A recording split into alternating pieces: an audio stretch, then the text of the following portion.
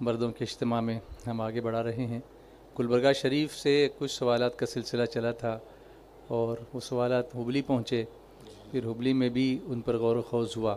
फिर कल एक सवाल पर आपने जवाब तो अता फरमा दिया, लेकिन मज़ीद उस पर आप कुछ इरशाद फरमाने वाले थे कि मज़ीद कुछ तहक़ीक़ और करेंगे।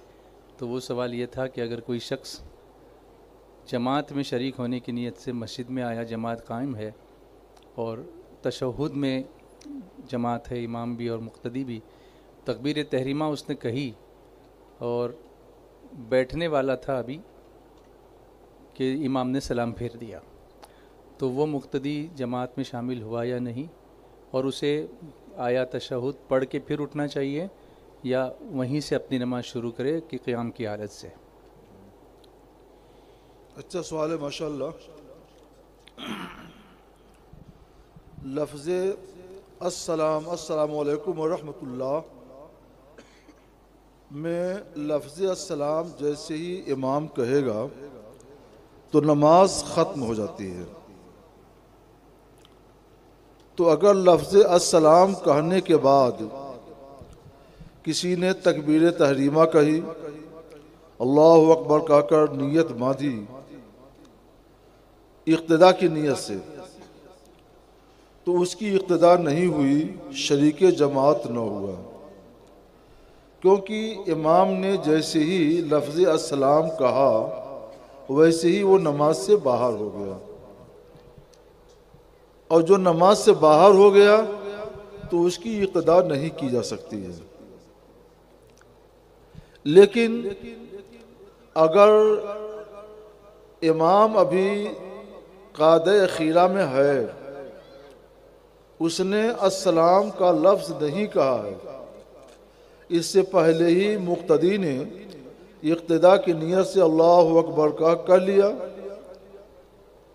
तो वो शामिल नमाज भी हो गया और शामिल जमात भी हो गया।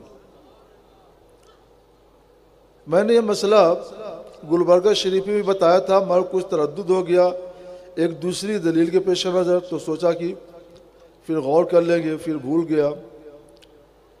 और आज भी जिन किताबों को देखने की ज़रूरत थी, किताबें नहीं मिल पाई, गौर किया तो मुझे ये मसला याद आया कि ये मसला है कि लफ्ज़ अस्सलाम कहने से के बाद अगर कोई शरीक जमात हुआ तो वो शरीक नहीं होगा। तो उससे ये समझ में आया कि लफ्ज़ अस्सलाम कहने से पहले अगर शरीक हो गया, तकबीर तहरीमा कर लिया, तो वो शरीक जमात हो गया। और अब एक मसला ये है कि वो तशहुद पढ़े कि ना पढ़े। तो ये तो मैंने कल बतलाया था, और शामी के हवाले से ज़ख़ीरा वग़ैरह की इबारत मेरे पास आई कि अगर वो बैठ गया, बैठते ही इमाम ने सलाम फेर दिया, या बैठना चाह रहा था और इमाम ने सलाम फेर दिया, तो साहिब ज़ख़ीरा फरमाते हैं कि मेरे नज़दीक मुख्तार ये है कि वो तशहुद मुकम्मल करके उठे। मुख्तार का मतलब ये हुआ कि कुछ लोग इसके ख़िलाफ़ भी कहते हैं, लेकिन मुख्तार और पसंदीदा यही है कि वो तशहुद पढ़े और तशहुद पढ़ करके उठे। तो मेरी राय इस सिलसिले में यही है। फिर अभी मैं जब चला हूँ क़यामगाह से, तो चलने से पहले पहले मैंने अपने लड़के से कहा था ज़रा देख लो फतावा रज़विया में, तो उसने लिख के भेजा कि फतावा रज़विया किताबुल जुमा में ये मसला है कि सलाम से पहले नमाज में शामिल हो गया तो जुमा मिल गया। ये फतावा रज़विया में आला तलैहिर्रहमान ने लिखा है। तो मुझे बड़ी खुशी हुई कल जो मैंने मसला आपको बताया था तफ़क्कुहन, व अल्हम्दुलिल्लाह फ़िक़ही जुज़िया से भी साबित होता है, और आला हज़रत इमाम अहमद रज़ा अलैहि रहमत व रिज़वान ने तो बहुत ही साफ़ कर दिया। किताबुल जुमा में आला तलैहिर्रहमान ने ये लिखा कि सलाम से पहले नमाज में शामिल हो गया तो जुमा मिल गया। जुमा मिल गया तो जो दूसरी नमाज फ़र्ज है ज़ोहर या असर या मगरिब या फजर तो वो भी मिल गई।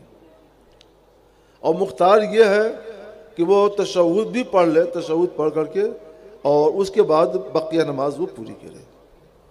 तो गोया आप ये समझा रहे हैं कि मुख्तार ये है कि तशहुद भी पढ़े, लेकिन अगर तशहुद नहीं भी पढ़ता है, हाँ, तो उसमें यह है, उसे देख ले कि कभी ये पहली रकात में हो गया या तीसरी रकात में हो गया जी, अगर तीसरी रकात में बैठा था इमाम खड़ा हो गया तो उस वक्त तो खैर तशहुद नहीं है, दूसरी रकात में बैठा था और इमाम खड़ा हो गया तो अब ये वो देखे, इस इख्तलाफ से ये फ़ायदा मिलेगा कि अगर तशहुद पढ़ कर उठेगा तो जमात उस रकात में शरीक हो जाएगा कि नहीं। जी, अगर उसको इत्मीनान हो कि जल्दी जल्दी तशहुद पढ़कर और तीसरी रकात इमाम के साथ पालेगा, शरीक हो जाएगा तो पढ़ ले तब खड़ा हो। जी, और अगर ये जानता है कि इमाम साहब हमसे जल्दी कर जाएंगे जी, तो तशहुद को छोड़े और खड़ा हो जाए, क्योंकि रकात को पाना तो ये ज़रूरी है ना, जी, इसके बनिस्बत ज़्यादा ज़रूरी है, लिहाजा रकात को पाने की कोशिश करें। एक चीज़ हम आपको और बतला दें, बात छिड़ गई है तो जी, मैं यहाँ से गया तो कुछ उलमा किराम गए, उन्होंने मुझे दिखलाया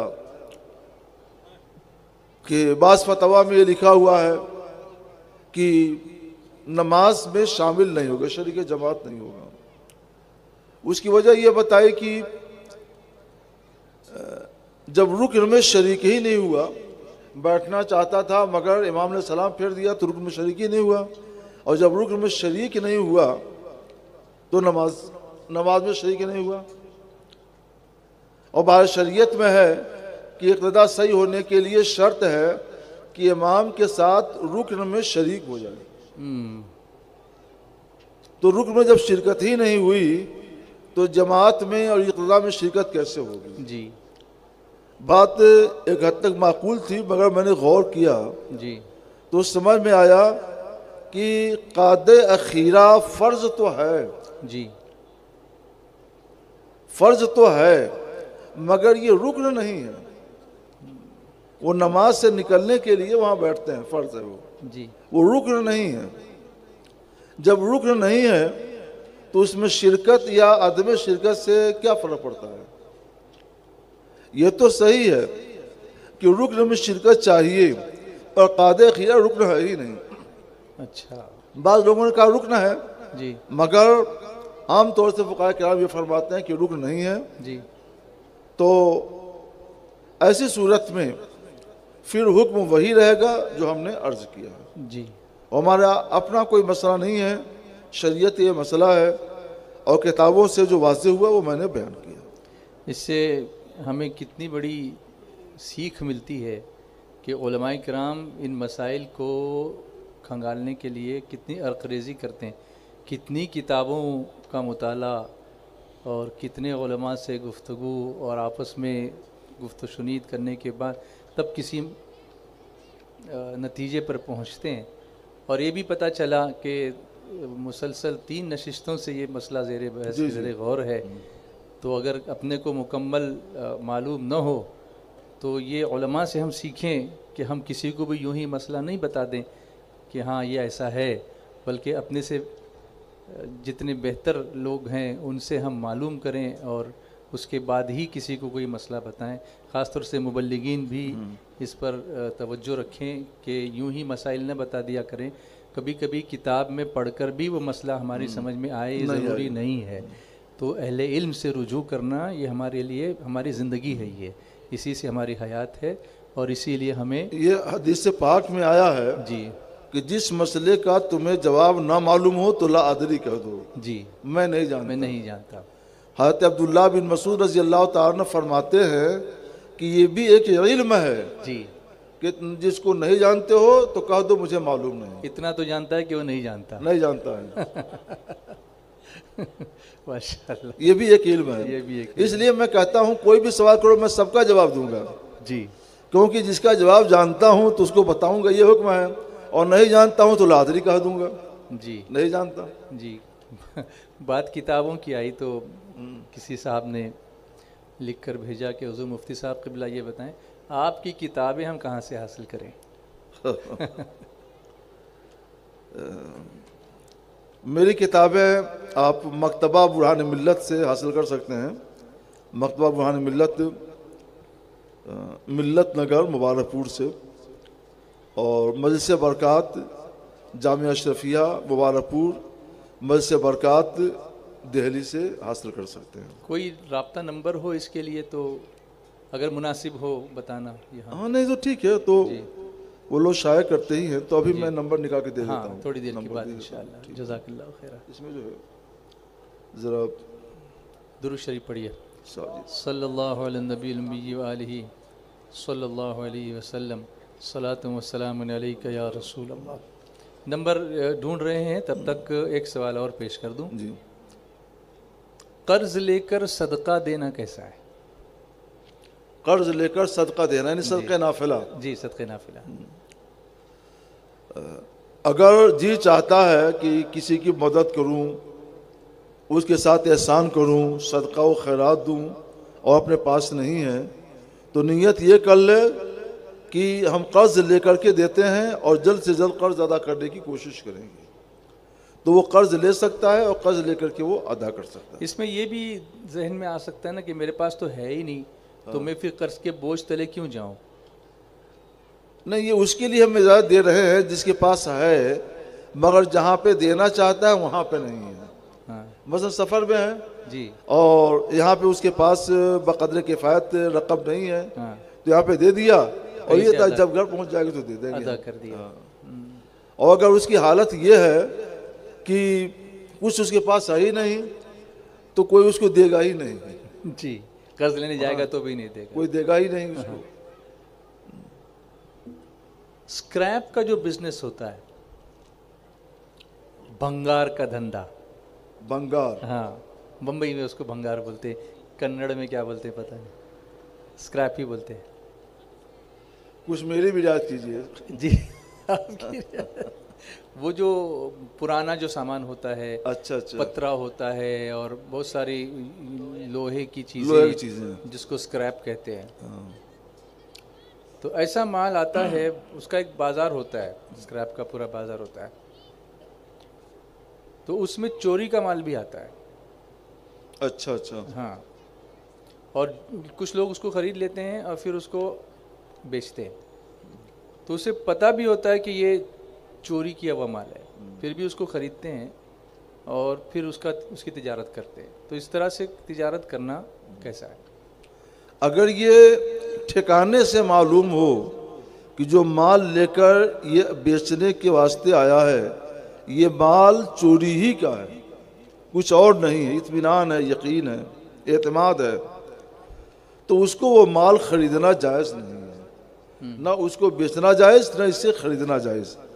और अगर सिर्फ शुबहा है तो शुबहा तो और भी बात से ताल्लुक़ हो सकता है, शुबहे का एतबार नहीं है, जब वो बेच रहा है तो उसको ख़रीदना जायज़ है और उसको ख़रीद करके अपनी तिजारत में शामिल कर सकते हैं।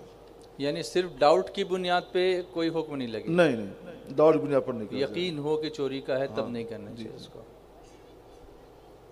हराम की कमाई से सदका करना या हराम की कमाई दीन के कामों में खर्च करना जायज़ है या नहीं? हराम की कमाई से सदका करना, अगर ये मालूम हो कि इस हराम माल का मालिक फलां है जी तब तो वाजिब है कि उसी को वापस कर दे। जी, और अगर ये मालूम नहीं है कि इसका मालिक कौन है, उसके वर्षा कौन है, कोई ज़िंदा है कि नहीं है, तो हुक्म यही है कि फ़ुकरा पर तसद्दुक कर दे, सदका करने ही का हुक्म है उसको। अच्छा, वो भी सदका ही करना है? वो सदका ही करेगा। हाँ हाँ, फ़ुकरा के ऊपर तसद्दुक कर दे मालिक की नीयत से, सवाब की नीयत से नहीं। जब ये जानता है कि माल मसलन चोरी का है या रिश्वत का है तो उस पर सवाब तो नहीं मिलेगा। जी, तो जिसका माल है उसकी तरफ से, उसकी नीयत से सदका करे और अपने लिए सवाब की उम्मीद ना रखे। अगर उसका मालिक मालूम है या ये मालूम है कि वो मर गया, उसके वारिसिन फला फला है, तो उनको ले जा करके वापस करे। नहीं मालूम है, कुछ भी पता नहीं चलता है, तो उसकी तरफ से, मालिक की तरफ से फ़कीरों के ऊपर तसद्दुक़ कर दे, अमीरों को न दें, सिर्फ फ़कीरों को, मोहताजों को और बेसहारा बीमारों और बेवाओं को दें। मसलन कोई किसी का धंधा हराम काम का है, एक मिसाल के तौर पे शराब बेचता है और वो अपना पैसा मस्जिद के लिए देना चाहता है, तो ऐसा पैसा लेना चाहिए या नहीं? धंधा जिसका होता है उसके पास और भी काम होते हैं जो हलाल होते हैं, जायज़ होते हैं जी, और ये मुतय्यन नहीं हो पाता है कि जो दे रहा है वो हरामी की कमाई से दे रहा है। हाँ, वो बताता भी नहीं है, और आम तौर पे लोग मस्जिद के लिए जो देते हैं तो वो हलाल ही देते हैं जी, वो हलाल ही देते हैं, यहाँ तक कि ज़कात से भी बचाते हैं मस्जिद को। जी, मस्जिद एक मुक़द्दस घर है, इसमें ज़कात भी नहीं देते, अपनी हलाल कमाई जिस पर यकीन होता है कि हलाल है वही कमाई देते हैं, तो उसको लेना जायज़ है, उसमें कोई हर्ज नहीं है। नमाज में इमाम साहब को मुक्तदियों से कितना ऊपर खड़े होकर नमाज पढ़नी चाहिए?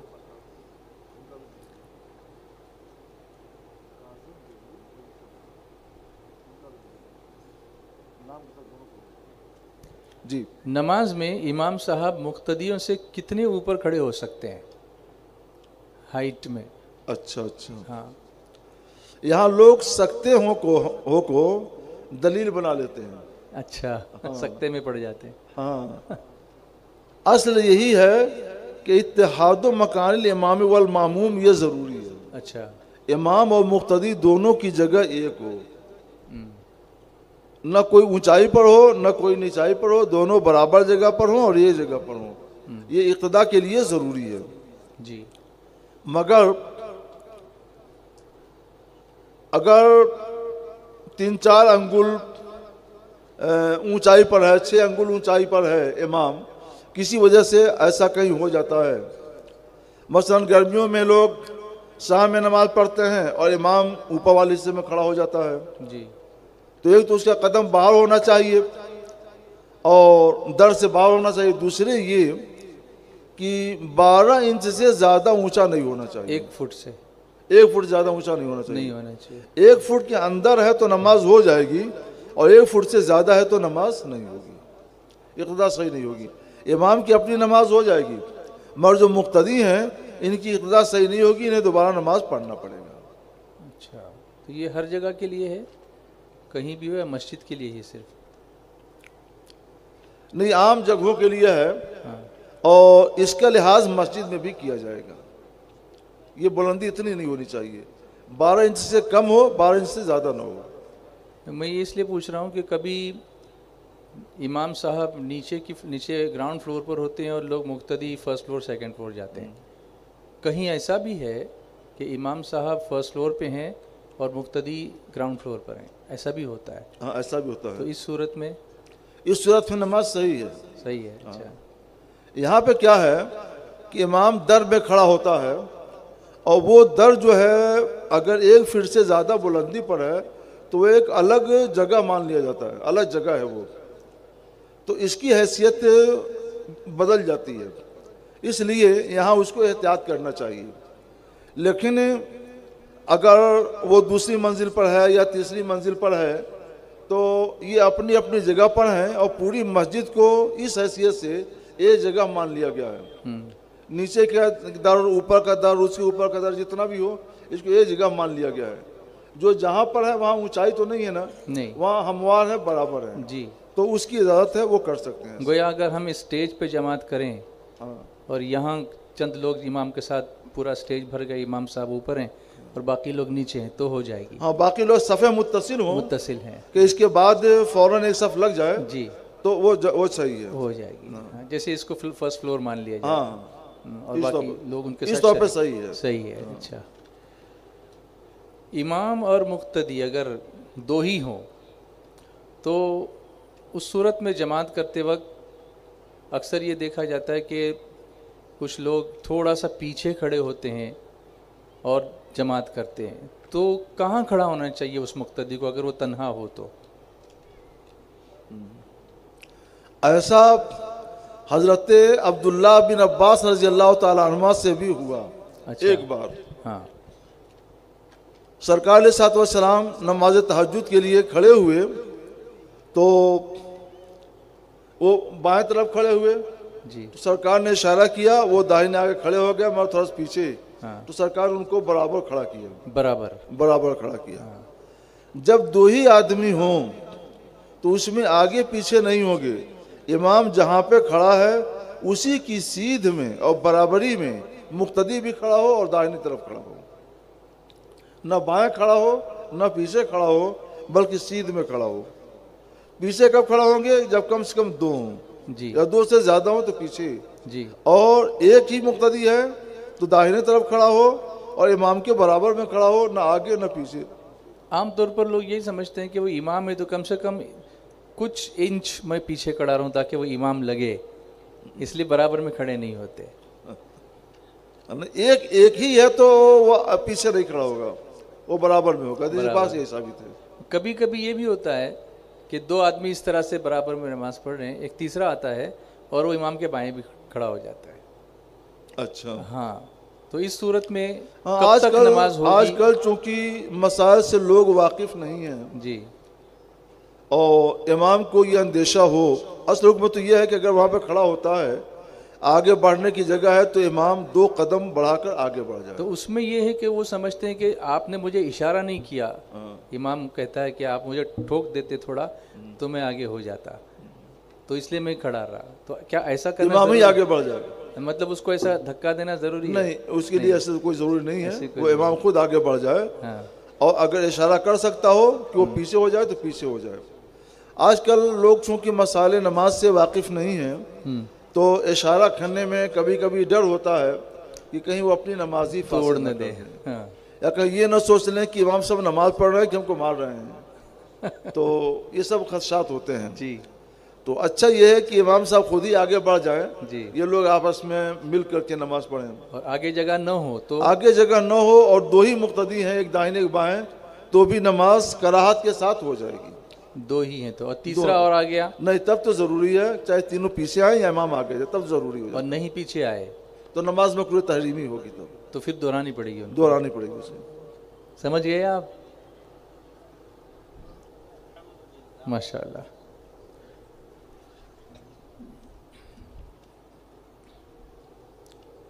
मालिक मकान अपना घर किसी के पास गिरवी रखे, फिर मालिक खुद किराया देकर अपने उस मकान में रहे, तो क्या ये सूरत जायज़ है?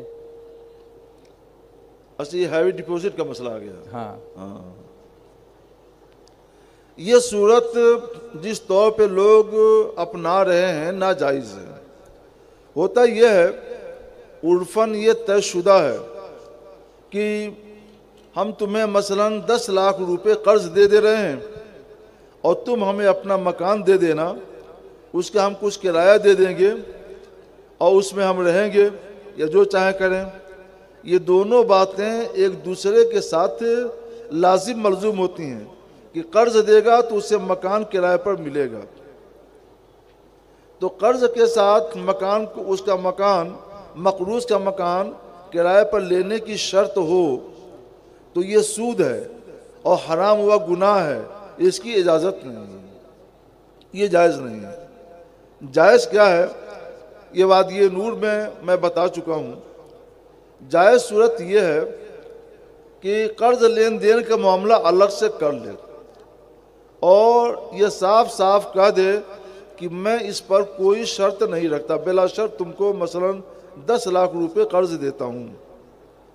फिर 2 घंटे बाद, 4 घंटे के बाद मुलाकात कर ले कि हम चाहते हैं कि आपका मकान मसलन 100 रुपये में, 200 रुपये में किराए पर ले लें और वो किराए पर दे दे, तो अब ये किराया पर लेना देना जायज़ होगा, क्योंकि ये किराए पर लेना देना कर्ज पर देने लेने के लिए शर्त नहीं है। जब ये कह चुका कि हम बिला शर्त दे रहे हैं, तब ये शर्त नहीं होगा। जब शर्त नहीं होगा तो 2 घंटे बाद, 4 घंटे के बाद किराएदारी की बातचीत हो सकती है और जितना भी किराया तय हो, उतना किराया माह अदा करता रहे और जब चाहे मकान खाली करके वापस कर दे। ये सूरत जायज़ है।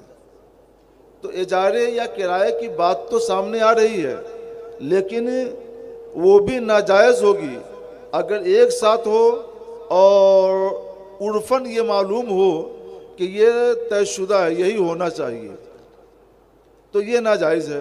और अगर इसका इनकार कर दिया जाए कि बिला शर्त हम देते हैं और बाद में बिला शर्त किराए पर मकान ले लें, तो ये सूरत जायज़ व दुरुस्त होगी। शर्त की वजह से ये सूद का मामला होता है और सूद हराम है, और जहाँ शर्त नहीं है वहाँ पे सूद का मामला नहीं होगा, वो हलाल होगा। और शर्त होना दो तरह से पाया जाता है, एक तो लफ्ज़ों में कह दे कि मैं इतने रुपए देता हूँ और तुम हमको मकान अपना किराए पर दे देना, ये लफ्ज़ों में पा लिया गया। और एक उर्फन होता है, सब जानते हैं ये देगा तो किराए पर मकान लेगा, तो उर्फन भी तय के दर्जे में मान लिया जाता है। इसलिए उसको एक मरतबा अपनी ज़बान से साफ साफ कहना पड़ेगा कि मैं बग़ैर किसी शर्त के तुमको ये कर्ज़ हसन दे रहा हूँ या कर्ज़ दे रहा हूँ, और बाद में फिर किराएदारी का मामला होगा तो वो जायज़ व दुरुस्त है, उसमें कोई हर्ज नहीं। मेरी गुजारिश है आपसे कि मुमकिन है कि जो कुछ भी अभी हज़रत ने फरमाया अभी भी शायद आपको नहीं समझ में आया हो, तो अपने उलमा से, मकामी उलमा, चूँकि मकामी उलमा इसको समझते हैं, तो उलमा से रब्ता करके ही कुछ डील करें। बाद में पूछने से बेहतर है कि पहले पूछ कर मामला क्लियर कर लें और उसके बाद कोई ट्रांजैक्शन करें। इससे फिर किसी गलत काम में पड़ने का अंदेशा नहीं रहेगा। उलमा हमारे लिए बड़ी नेमत है, उनसे आप दोस्ताना ताल्लुक़ रखें, उनसे मेलजोल रखें, उनसे अपने मसाइल पूछते रहें और अमल करते रहें। जो सवाल किया गया था कि हज़रत की किताबें, हुज़ूर मुहक़्क़िक़ मसाइल जदीदा अल्लामा मुफ्ती मोहम्मद निज़ामुद्दीन साहब क़िबला की जो किताबें, बड़ी मार्का आरा किताबें और तसानीफ़ हैं।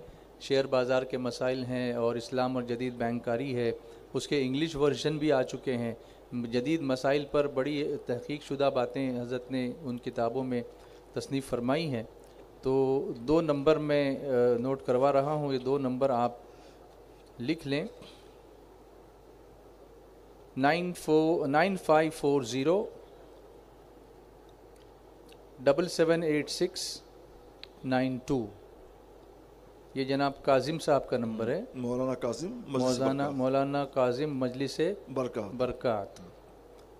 9540 778692, इस नंबर पर आप कॉल करेंगे तो किताबें जो भी अवेलेबल होंगी वो आपको पहुंचाने का इंतज़ाम इंशाल्लाह होगा, आप यहाँ से ख़रीद सकते हैं। दूसरा नंबर है 8418 005111। ये 111 को इंग्लिश में कहते हैं नेल्सन, 111 को नेल्सन कहते हैं। I repeat 8418 005111। ये जनाब साजिद साहब हैं, इनसे रब्ता करें और यहाँ से आपको ये किताबें हज़रत की मिल सकती हैं। 311 है। हाँ 311 है। आजकल एक बहुत फैशनेबल चीज़ लोगों में, ख़ास तौर से नौजवानों में आम हो गई है, बदन पर टैटू बनवाना। टैटू फैशन हो गया है। हाथ पर, बाजू पर, गर्दन पर, पीठ पर। ये क्या होता है टैटू? वो एक किस्म का नक्श बनाते हैं, वो खोदते हैं उसको, जिल्द को, और वो कुछ ब्लैक ग्रीन कलर का, उसमें नक्श निगार कभी किसी जानवर की तस्वीर भी हो सकती है, फूल हो सकते हैं, स्किन पर वो फिर परमानेंट हो जाता है वो। और उसको दिखाने के लिए फिर वो बाजू खोले रखना कि बनाया तो फिर दिखाएंगे भी, ऐसे छुपाएंगे तो नहीं, तो इज़हार नहीं होगा, फिर इज़हार ही नहीं होगा। तो किया ही इसलिए कि वो लोगों को दिखाया जाए। तो उसमें फिर लड़कियां भी करती हैं इस तरीके से, और फिर वो बेहयाई के सारे मामलात होते हैं। इस पर रहनुमाई फरमाएं। ये तहजीब आज की नहीं है। अच्छा, ज़माने जाहिलियत से ये तहजीब चल रही है। ज़माने जाहिलियत का मतलब जब हर तरफ जहालत का ही दौर दौरा था और पैगम्बर इस्लाम जनाब मोहम्मद रसूलुल्लाह सल्लल्लाहु ताला अलैहि वसल्लम अभी तशरीफ़ नहीं लाए थे, तो औरतें ये काम करती थी, मर्द नहीं करते थे। उस ज़माने से आज में तरक्की ये हुई है कि अब मर्द भी करने लगे हैं, औरतें भी करने लगी हैं, मर्द भी करने लगे हैं। वो कर्ने असवद था, काला दौर, जहालत के दौर, और आज कर्ने अबियज है, रोशन दौर, इल्म का दौर। यही फ़र्क है, मगर फैशन कल भी था और आज भी है। हुजूर सैयद आलम सल्लल्लाहु अलैहि वसल्लम जब तशरीफ़ लाए तो आपने जगह जगह से ऐलान फरमाया, लानल्लाहुल वाशिमात वल मुस्तौशिमात, जी, अल्लाह की लानत गोदने वालियों पर और गोदवाने वालियों पर। ये गूंदना टैटू, हाँ जी। अल्लाह की लानत गोदने वालियों पर। वो सुई से सुराख करके उसमें सुरमा भर देती थी तो वो काला काला हो जाता था। तो सरकार ने फरमाया अल्लाह की लानत गोदने वालियों पर, सुरमई जैसी उसका रंग होता है, सुरमई जैसा, सुरमई और गोदवाने वालियों पर। जी। तो सरकार सल्लल्लाहु के फरमाने हिदायत की बुनियाद पर जाहिलियत की ये आदत और ये फैशन ख़त्म हो गया। मगर अब मुझे अफसोस हो रहा है जो आप लोग बता रहे हैं कि वो दौरे जाहिलियत फिर पलट रहा है। अल्लाह। तो मुसलमानों और मेरी बहनें माएँ जो भी मेरा बयान सुन रही हैं, कहीं से भी, सारी दुनिया में जहाँ भी ये पैगाम पहुँच रहा हो, वो गौर से सुन लें कि इस बदन में गोदना गोदवाना, सुई चुभोकर सुरमा या सुरमे जैसी कोई चीज़ भरना भराना, ये हराम है और गुनाह है। क्योंकि लानत जो होती है ना, ये हराम और गुनाह के काम पर ही लानत होती है। जी। उस पर रसूलुल्लाह की लानत है। रसूलुल्लाह कौन? जो रहमतुल्लिल आलमीन है, सारे आलम के लिए जो रहमत है, वो कहना है कि उस पर अल्लाह की लानत हो, तो उसका दुनिया में कौन होगा? तो आप रसूल रहमत सल्लल्लाहु अलैहि वसल्लम के उम्मती हैं, उनकी हिदायत को इख्तियार कीजिए तो अल्लाह तबारक व तआला आप पर अपनी रहमत नाजिल फरमाएगा। लक़द खान लकुम फ़ी रसूलिल्लाहि उस्वतुन हसना, तुम्हारे लिए रसूलुल्लाह की ज़िंदगी बेहतर नमूना है। तो रसूलुल्लाह की ज़िंदगी को नमूना बनाइए, आइडियल बनाइए, दौर जहालत को आइडियल और नमूना मत बनाइए। माशाअल्लाह, सुभान अल्लाह। उम्मीद है हमारे नौजवान इस बात पर अमल करेंगे और इस गुनाह से बचेंगे इंशाअल्लाह। नई नई टेक्निक्स आ रही हैं हज़रत। खुला या तलाक की इद्दत कितने दिनों की है? खुला हो या तलाक हो, इसकी इद्दत यह है कि औरत को अगर हमल नहीं है जी तो 3 हैज़, 3 हैज़, यानी तलाक के बाद या खुला के बाद औरत को हैज़ आए और चला जाए, फिर हैज़ आए और चला जाए, फिर हैज़ आए और चला जाए, 3 मरतबा हैज़ आकर चला जाए तो उसकी इद्दत पूरी हो जाएगी जी। इसको लोगों ने 3 महीना 13 दिन कहा, पता नहीं कहाँ जोड़ा लोगों ने। हाँ। तो वो लोग इल्म रियाजी के माहिर होंगे लेकिन तो कुछ ऐसे भी माहिरीन पैदा हो गए हैं जो टैबलेट दे के हैज़ लाते हैं जल्दी, अच्छा, ताकि जल्दी छुटकारा हो जाए। नहीं तो उससे भी काम नहीं चलेगा। ये ऐसा नहीं करना चाहिए जी कि टैबलेट देकर हैज़ को जल्दी लाया जाए। इसमें एक तो सेहत पर असर पड़ेगा जी, और दूसरे उसमें खराबी भी हो सकती है जी। हैज़ कौन सा शुमार होगा? हैज़ कम से कम 3 दिन का होना चाहिए, 3 दिन से कम हो तो हैज़ नहीं होगा जी।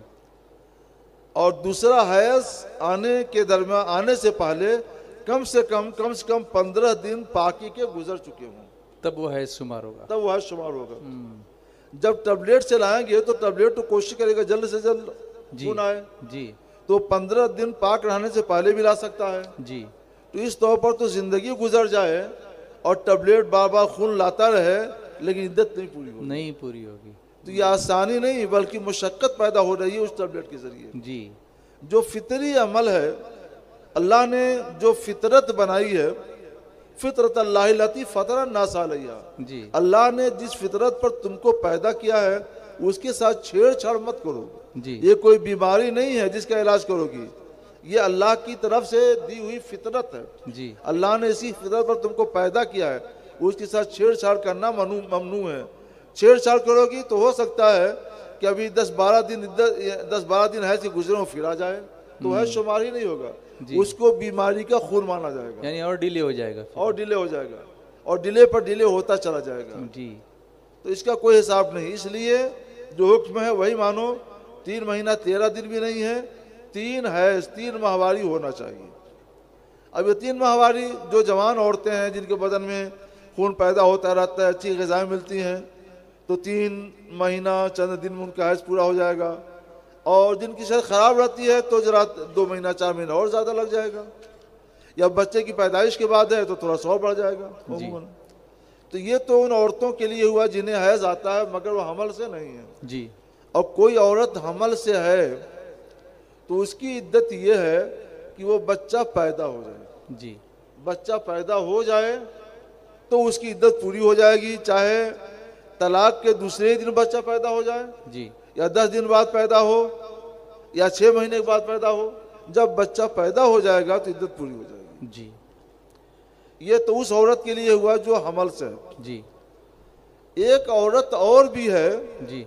जो बूढ़ी हो चुकी है और शौहर ने नादानी की, तलाक दे दिया, तो उसकी इद्दत कैसे पूरी होगी?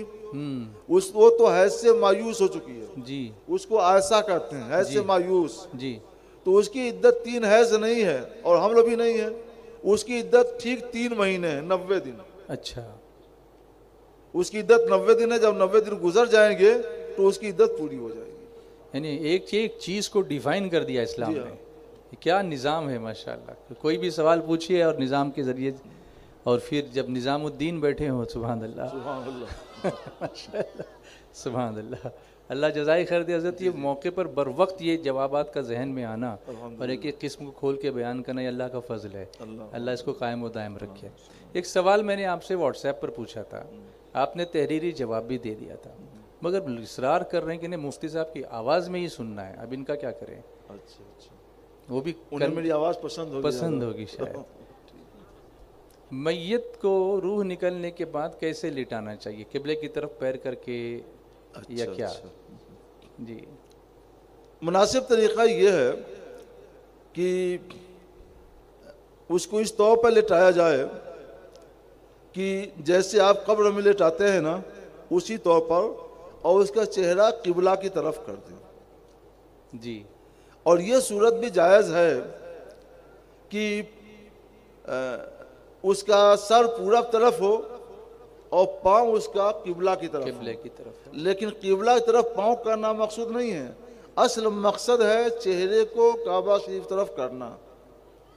तो असल मकसद को अदा करने के लिए ज़िमनन कोई बात ऐसी पा ली जाए जो नहीं होनी चाहिए तो वो गवारा कर ली जाती है असल मकसद को हासिल करने के लिए।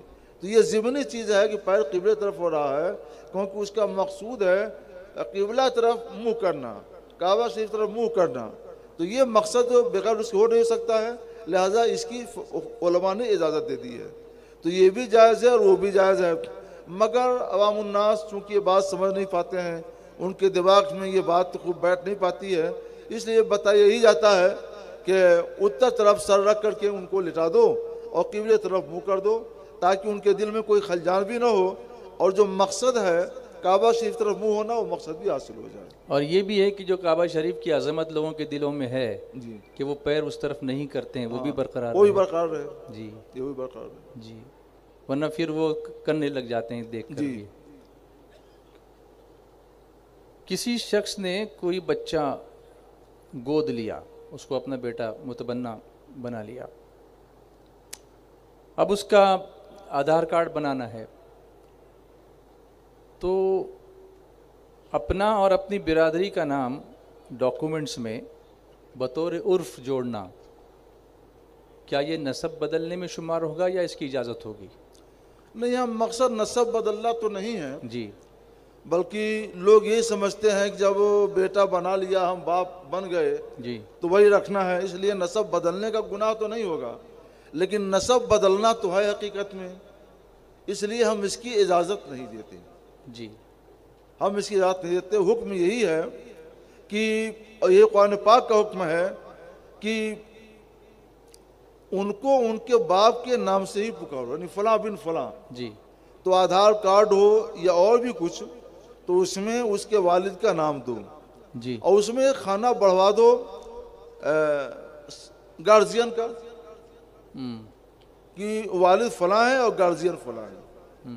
ये हो सकता है गार्जियन सरपरस्त, सरपरस्त का खाना बढ़ा दिया जाए तो उसमें मुतमन्न ये अपना नाम दे सकता है। मगर उसमें ये देखना होगा हज़रत कि जब हम वहाँ एंट्री करने जाते हैं तो उनके पास एक प्रिस्क्राइब फॉर्मेट होता है कंप्यूटर पर, तो उसमें उस खाने की गुंजाइश है या नहीं है ये तो अभी नहीं पता है, वो पूछना पड़ेगा। जो गवर्नमेंट का जो फॉर्मेट बना हुआ है उसमें अगर सरपरस्त का खाना होगा तो फिर उसमें एंट्री की जा सकती है, और अगर नहीं होगा अगर नहीं तो भी कोई बात नहीं है जी, तो भी कोई बात नहीं है जी, असल में कोई भी रियायत पाने के लिए तो उसका नाम चाहिए, हाँ, तो उसका नाम दे दिया गया काफ़ी है। उसका सिर्फ उसका नाम, बेटे का नाम और मुतय्यन करने के लिए बाप का नाम तो आएगा, बाप का नाम, हाँ, बाप की ज़रूरत तो पड़ती नहीं है। जी, ज़रूरत तो उसी आदमी की पड़ेगी जिसका आधार कार्ड है, हम्म, तो उसका उस जो मकसद है आधार कार्ड से वो इंशाल्लाह हासिल रहेगा। हाँ, मगर ये अपना अपना नाम बाप के तौर पे न लगाए। नहीं नहीं, अच्छा, जहाँ सरकारी नहीं है, मसलन निकाहनामा पुर करना है या इस तरह का और कोई कागज़ तैयार करना है जो अपने इख्तियार में है, तो वहाँ एक खाना सरपरस्त का रखा जाए और सरपरस्त में इसका नाम दे दिया जाए। एक जगह है मौकूफ़ा है, ये भी लिख रहे हैं कि मौकूफ़ा भी है और हो सकता है गैर मौकूफ़ा भी हो, वक्फ़ की गई है नहीं की गई, मस्जिद है या मदरसा है, उसको मिसमार करके उसको तोड़ के फिर से उसको तामीर किया, ऊपरी हिस्से को मस्जिद या मदरसे की शक्ल दे दी और नीचे वाला हिस्सा मस्जिद की आमदनी के लिए नीचे कुछ उजराए पैदा दुकान बना पहले दिया। क्या कुछ था? पहले मतलब मस्जिद मदरसा, दोनों थे। हाँ, वो दोनों सूरतें पूछी उन्होंने, मस्जिद हो तो मदरसा हो तो। अच्छा, मस्जिद हो तो मदरसा हो तो। जी, पहले से जो चीज़ वहाँ मौजूद है, मस्जिद है तो मस्जिद मानेंगे, मदरसा है तो मदरसा मानेंगे, जी, और कन्फर्म हुक्म के लिए ज़मीन की हैसियत कन्फर्म करके बताना पड़ेगा। अच्छा, कागजात को ढूंढिए और ज़मीन की हैसियत मुतय्यन करके भेजिए, हम इंशाल्लाह जवाब देंगे। एक दर्द दिल कोई पेश कर रहे हैं साहब, मसाजिद और मदारिस में आइम्मा और मुदर्रिसीन की तनख्वाहें बड़ी कम होती हैं और हालात हाज़रा के तकाज़े वो पूरी नहीं कर पाती वो तनख्वाह, तो क्या इसके लिए कमेटी ज़िम्मेदार होगी? असल में कमेटी के लोग अपने इमामों के सब्र व शुक्र का इम्तहान लेते हैं कि देखें ये लोग सब्र व शुक्र के लिए तकरीरें करते हैं तो खुद ये लोग कितना बर्दाश्त कर सकते हैं और दर्जे बुलंद होते रहते हैं हाँ, उनके। मगर उनको ये मालूम नहीं है कि इम्तिहान हमेशा नहीं होता है, ज़िंदगी भर नहीं होता है। जी, इम्तिहान तो चंद दिनों के लिए होता है, चंद घंटों के लिए होता है। जब आपने इम्तिहान में उनको कामयाब पा लिया तो इनाम भी दो, तो इनाम भी दीजिए। असल हज़रत होता ये है कि वो टाइम काउंट करते हैं कि फजर की नमाज में 20 मिनट टोटल लगते हैं, ज़ोहर की नमाज में मैक्सिमम 25, असर में 10 मिनट में काम हो जाता है, मगरिब में 20 मिनट लगते हैं, इशा में आधा घंटा लगता है, तो टोटल टाइम कितना दिया इन्होंने, तो उसके हिसाब से लोग जहन अपना लगाते हैं और कैलकुलेट करते हैं। इसमें दो तरह से कमी है। जी, एक तो ये कि दिन भर में 5 नमाजें हैं, जी, तो इमाम साहब उन 5 नमाजों के लिए मुस्तकिल हाजिर रहेंगे, कहीं जा ही नहीं सकते हैं। हाँ, वो तो बंद जाते हैं, वो बच जाते हैं, वो कहीं जा ही नहीं सकते हैं। मसलन ज़ुहर की नमाज पढ़ा दिया, वो चाहते हैं घर जाएं, घर 20 किलोमीटर की दूरी पर है, तो असर के लिए नहीं आ सकते हैं, मगरिब के लिए नहीं आ सकते हैं, तो असर मगरिब इशा तीनों छूट जाएगी उनकी। फिर यहाँ पे खादिम साहब काउंटिंग करके तनख्वाह काट देंगे। तो कहने को तो वो 20 मिनट आधा घंटे का वक्त लगता है एक नमाज में, लेकिन हकीकत में वो 24 घंटे का पाबंद हो जाता है। जिसको आपने 24 घंटे का पाबंद रखा है तो उसको आप 24 घंटे का मुलाजिम माने, न कि चंद घंटे का मुलाजिम। एक दूसरी ये कि जो उलमा को, अइम्मा को जो तनख्वाहें दी जाती हैं, ये तनख्वाह असल में काम की अजमत के पेश नज़र होती हैं। जी, काम की अजमत के पेश नज़र होती हैं। डीएम की तनख्वाह बहुत ज़्यादा है, जी, तो क्या मतलब डीएम बहुत मजबूत होते हैं, पहलवान होते हैं और 24 घंटा काम करते रहते हैं? नहीं, उनके काम की अजमत ऐसी है, वो चाहती है कि उनको तनख्वाह बहुत ज़्यादा दी जाए। जिम्मेदारी बहुत बड़ी उनकी जिम्मेदारी बहुत बड़ी होती है। अगरचे महीने में 2-4 दिन ही उनकी जिम्मेदारी हो, जी, ज़्यादा दिन आराम में गुजरे, लेकिन वो अगर 1 घंटा भी अपनी जिम्मेदारी से काम करते हैं तो जिम्मेदारी बहुत अहम होती है, बहुत अजीम होती है। उस अजमत की वजह से उनकी तनख्वाह ज़्यादा होती है। काम की वजह से नहीं। अब देखिए आप कि इमाम जो काम कर रहे हैं नमाज का, ये अल्लाह की इबादत है और इस इबादत के जरिए बंदे को खुदा से मिलाते हैं। क्या बात है, सुभान अल्लाह। बंदे को खुदा से मिलाते हैं, इससे भी बड़ा कोई काम है? इससे भी ज्यादा अजीम अजमत वाला कोई काम है? तो अगर काम की अजमत को देखो तो इमाम की तनख्वाह सबसे ज्यादा होना चाहिए। वक्त की पाबंदी को देखो तो भी इमाम की तनख्वाह ज्यादा होना चाहिए। इम्तिहान की बात है तो चंद दिन इम्तिहान के लिए बहुत हैं। आपने साबिर शाकिर पा लिया और वो अपने इम्तिहान में आला से आला नंबर से कामयाब हो रहे हैं, तो उनकी तनख्वाह बढ़ाइए और ज़्यादा से ज़्यादा दीजिए। माशाल्लाह। बिस्सी जो होती है वो कौन सी जायज़ और कौन सी नाजायज़? बिस्सी के बारे में लोगों की आदतें बदलती रही हैं। अच्छा। तो इधर मेरे पास एक दो सवालात आए तो ये बताया गया कि 20 आदमी मिल करके अपना चंदा जमा करते हैं, मसलन हाँ। 500-500 रुपए जमा कर देते हैं, इसलिए इसको बीसी कहते हैं। इसलिए इसको बीसी कहते हैं। 20 आदमी शरीक होते हैं इसलिए। अच्छा। और मुआहदा ये होता है कि और अंदाजे के जरिए नाम निकाला जाएगा। हाँ। और जिस महीने में जिसका नाम निकल जाएगा वो पूरा का पूरा उसको दे दिया जाएगा, उससे नफा में कुछ भी नहीं लिया जाएगा। और इसी तरह से 20 महीने तक चलाया जाएगा ताकि सबको मिले, 20 को मिल जाए जी। अगर ये सूरत है तो ये जायज़ है, इसमें कोई हर्ज नहीं है जी। और अगर इससे हटकर कोई सूरत है तो जो पूछने वाले हैं उनको वो तफसील हमें बतानी चाहिए मुलाकात करके, तो हम उसको बताएंगे या लिख के भेजें तफसील, तो हम अभी इंशाल्लाह बताते हैं। इसमें इन्होंने एक तफसील ये दी है कि 20 अफराद 5-5 हज़ार रुपये जमा करेंगे, जिसके नाम चिट्ठी निकले वो पूरा अमाउंट ले लेगा। हाँ। मगर पहली चिट्ठी कंपनी अपने मेहनताने के तौर पर पूरा अमाउंट ले लेगी, जो कंपनी। अच्छा। हाँ। क्या मतलब ये 1 महीना 21 दिन चलाएंगे? 21 महीना 21 महीने चलेंगे। हाँ? 21 महीने चलेंगे। हाँ। तो वो कौन लेगा पहले जो अमाउंट होगा? वो जो जमा करता है वो किस चीज़ का पैसा लेगा? वो उसकी तनख्वाह गोया तनख्वाह है। अच्छा। वो उसकी तनख्वाह, वो काम कर रहा है सबका जी। तो एक आदमी तो होना चाहिए, तो तनख्वाह के तौर पर गोया सब लोग मिलकर उसको तनख्वाह दे रहे हैं। अच्छा। हाँ। मगर उसको एक मुश्त पहले ही तनख्वाह सारी ना दे दें।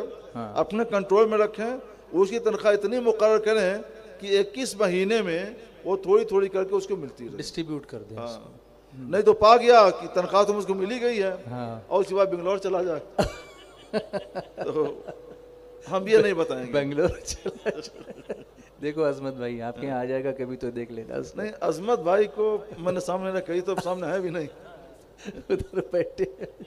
इनका नाम भी बार बार आता रहा अजमत वाला। है। तो माशाल्लाह अच्छा काम कर रहे हैं, अल्लाह जज़ाए खैर अता फरमाए। अल्हम्दुलिल्लाह। मस्जिद में 5 वक्त की अजान जो होती है, ये मस्जिद के अंदर से दे सकते हैं या बाहर ही होनी चाहिए? अजान हमेशा मस्जिद के बाहर से दी जाए। मस्जिद के बाहर कोई जगह खास कर ली जाए और वहाँ से अजान दी जाए। और ये भी हो सकता है कि नई मस्जिद बन रही हो तो नमाज शुरू होने से पहले मस्जिद के अंदर ही कोई जगह खास कर लें। हाँ। कि यहाँ से अजान दी जाएगी, वो जगह मुतय्यन कर लें, थोड़ा सा उसको ऊंचा कर लें, तो वो मस्जिद नहीं कहलाएगी। तो उतना हिस्सा मस्जिद से खारिज हो जाएगा, वहाँ से अजान देना जायज़ होगा। अच्छा, ये रास्ता अच्छा है। असल में इसमें पुकारा जाता है हय्य अलस सलाह, आओ नमाज के लिए जी, हय्य अल फलाह, आओ नमाज के लिए। ये मुनादी हो रही है, बुलाया जा रहा है जी। तो मुनादी जो होती है वो जज के दरबार से नहीं होती है, जज के दरबार के बाहर से होती है। बाहर से होती है, अदालत में हाजिर हूँ। हाँ, वो जज के दरबार से नहीं होगी जी जी, कि जज जहाँ बैठा है वहीं जाकर के खड़े हो जाए कि आ जाओ तो फिर तो निकाल दिया जाएगा, आ जाओगे नहीं, ये तुम ही चले जाओ, तुम ही चले जाओ तो उसको बाहर से जाकर। तो ये जो नई मस्जिद तामीर है उसमें ऐसा कर सकते हैं, लेकिन जो पहले से मस्जिद है, हाँ, और उन लोगों ने कोई जगह बनाई नहीं है अजान के लिए, तो मस्जिद के बाहर मस्जिद से मुत्तसिल कोई जगह बना लें और वहाँ से अजान दी जाए। फिर ये पूछते हैं कि वो जो जगह बने उसको दाहिनी तरफ होना चाहिए या बाईं तरफ होना चाहिए? सिर्फ अजान पंजगाना का मसला है तो दाहिने बाएं बीच में जहां मुनासिब हो, जहां मुनासिब वहां कर सकते हैं जी। और अगर उस मस्जिद में जुमे की नमाज भी होती है तो ऐसी जगह पे वो जगह ख़ास करें जहाँ से इमाम और ख़तीब का सामना रहे। अच्छा। कि जब मुअज्जिन अज़ान जुमा दे, जी। अज़ान खुतबा दे जी तो उसका चेहरा इमाम के चेहरे के सामने पड़े, जी मुआवजा हो। जी। और नहीं तो जहाँ जगह हो फिर जहाँ जगह हो वहाँ से फिर। जी। मस्जिद की चंद दुकानें हैं और एक हॉल है, इसकी आमदनी होती है जिससे मस्जिद का काम मेंटेनेंस सब चलता है। क्या इस आमदनी से गुरबा और ज़रूरतमंदों की मदद कर सकते हैं या मस्जिद में चलने वाले मदरसे में जलसा जुलूस इसमें खर्च कर सकते फिर हैं? बताएं तो फिर पढ़ेंगे। मस्जिद की चंद दुकानें हैं, चल ठीक है। उसमें एक हॉल भी है जो किराए पे देते हैं, शादी हॉल है किराए पे देते हैं। उसकी जो इनकम होती है उससे गरीबों की मदद करना एक, नंबर 2 उसी रकम से मदरसा जो चलता है मस्जिद में उसमें खर्च करना, नंबर 3 कोई जलसा करना हो उसमें खर्च करना, नंबर 4 कोई जुलूस निकालना हो उसमें खर्च करना। ज़रिए आमदनी वही है। जिस शख्स ने वो ज़मीन वक्फ की दुकानों के लिए और इस तरह की किसी इमारत मसलन सराय और होटल के लिए, उससे मालूम किया जाए कि किस नीयत से उसने ये जगह वक्फ की है। अगर उसकी नीयत ये थी वक्फ करते वक्त कि उमूर खैर में इसकी आमदनी सर्फ की जाए, रिफाही कामों में इसकी आमदनी सर्फ की जाए, तो वो आमदनी मस्जिद में भी सर्फ होगी, मदरसे में भी, गरीबों और बेवाओं और यतीमों बेसहारों में भी, हर जगह खर्च हो सकती है। और अगर ऐसी कोई चीज़ नहीं है, वक्फ किया है मस्जिद ही के लिए और मकसद ये जो आमदनी होगी वो मस्जिद में खर्च की जाएगी, तो चूँकि मस्जिद की चीज़ है, वो मस्जिद की मिल्कियत है, तो उसकी आमदनी भी मस्जिद पर ही सर्फ होगी, मस्जिद के अलावा कहीं और देना जायज़ नहीं होगा। इन्नमल अमालु बिन्निय्यात। हाँ, जैसी नीयत होगी उसका हुक्म होगा। लेकिन मुसलमानों को चाहिए कि गरीबों, यतीमों, बेवाओं, बेसहारों के लिए वो एक फंड बनाएं और ज़मीन ख़रीद करके वहाँ पर कोई होटल बना लें या कोई सराय बना लें, इस तरह की चीज़ें बनाएं, किराए पर दें और मकसद ये रखें, उसको मकसद को लिख भी दें कि इससे जो आमदनी हो वो तमाम नेक और कामों में, उमूर खैर में, लोगों की भलाई, मदद, इलाज वगैरह में सर्फ किया जाए, तो फिर उन सब में सर्फ करना जायज़ होगा जिसका आपने जिक्र किया है। मैं ये पूछना चाहता हूँ कि बहुत इनकम आ गई है, मस्जिद को उतनी हाजत नहीं है उतने पैसों की, कोई हीला है कि इसको दूसरे फलाही कामों में खर्च किया जाए? अगर आमदनी बहुत ज़्यादा हो गई है कि 10-20 साल के लिए भी वो काफ़ी होगी, फिर भी बचेगी, तो उस वक्त हुक्म ये होगा कि उसको मिसले गरज में खर्च करें। मिसले गरज का मतलब क्या है कि मस्जिद की आमदनी है, तो जो इस मस्जिद को हाजत नहीं रही तो आस पास में जो गरीब मस्जिदें हैं उन मस्जिदों में उसको सर्फ किया जाए। अच्छा, यानी मिसले गरज, फिर मस्जिद ही में खर्च हुआ। मस्जिद ही में खर्च हुआ। हाँ, ये रास्ता अच्छा है। जिस गरज के लिए वो रकम है उसी जैसी गरज में दूसरी जगह पे खर्च करें। अगर नई मस्जिद तामीर हो रही हो तो उसमें भी वहाँ भी दिया दे जा सकते हैं, वहाँ भी दे सकते हैं। जी। घड़ी की तरफ मैं देखना ही नहीं चाहता था मगर देखना तो पड़ेगा। तो 35 तो हो गए हैं, तो अजान मगरिब का वक्त हो गया है। बड़ी प्यारी नशिस्त रही, अल्लाह आपको सलामत रखे इंशाल्लाह। ज़िंदगी रही फिर आइंदा। और जो अपनी बातें हो रही थी तो ऐसा लगता है कि मक्का मुकर्रमा में, मदीना मुनव्वरा में ऐसी नशिस्त हम करें, हरम शरीफ में, मस्जिद नबी शरीफ, वहाँ अल्हम्दुलिल्लाह बड़ी नशिस्तें हमारी हुई है। हाँ जी, खास मकाम शरीफ में बैठता था जी, और सैकड़ों लोग आते थे, पूछते रहते थे, बताता रहता हज के दौरान। हज के दौरान मीना में भी ना, मीना में भी, मताफ में भी, मस्जिद हराम में भी, मस्जिद नबी शरीफ में भी। यानी हजरत बता रहे थे कि तवाफ की नियत से जा रहे हैं और लोग तवाफी करने नहीं दे रहे हैं। हाँ। बैठ गए तो बैठ गए 1.5 घंटा, 2-2 घंटा, और फिर उसके बाद मुसलसल सवालों का सिलसिला।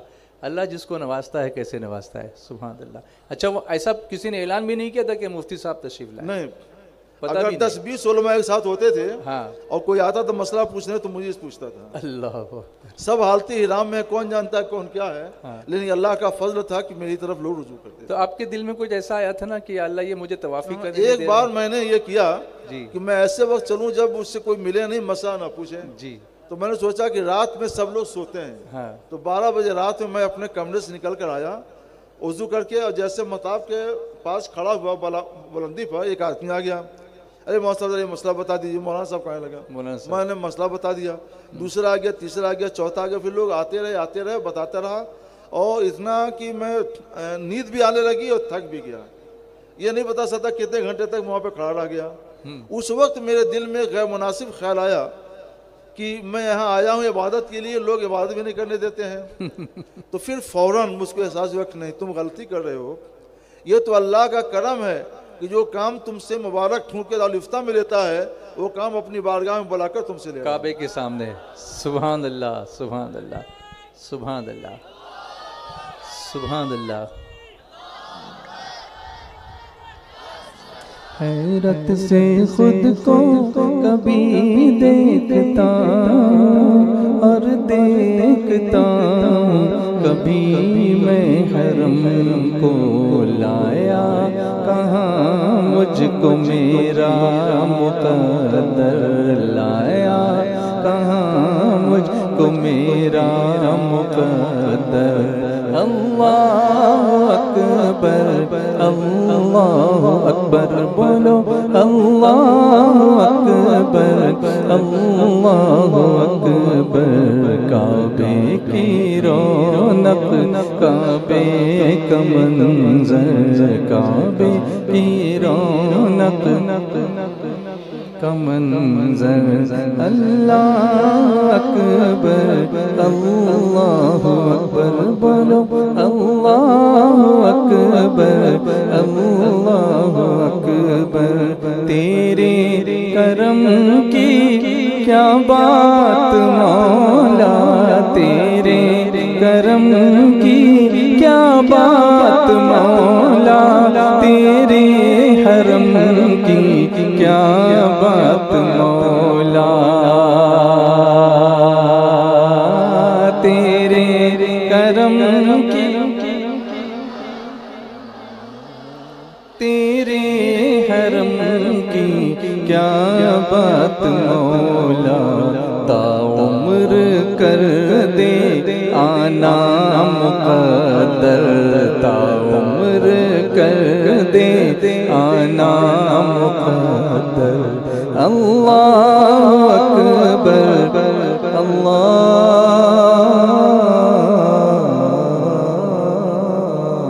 अकबर। जज़ाकल्लाहु खैरा। अल्लाहु अकबर हो गया, माशाअल्लाह। अल्लाह कबूल फरमाए, तक़ब्बल अल्लाह।